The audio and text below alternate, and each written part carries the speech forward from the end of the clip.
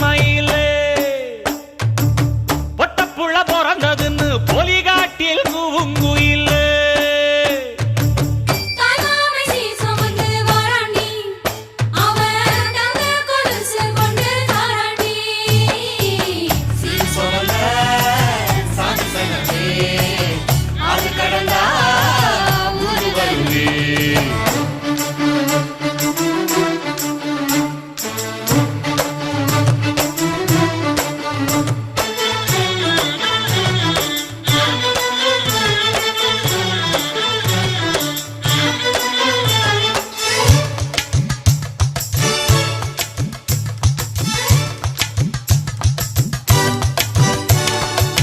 நாட்டுக்கோழி அடிச்சு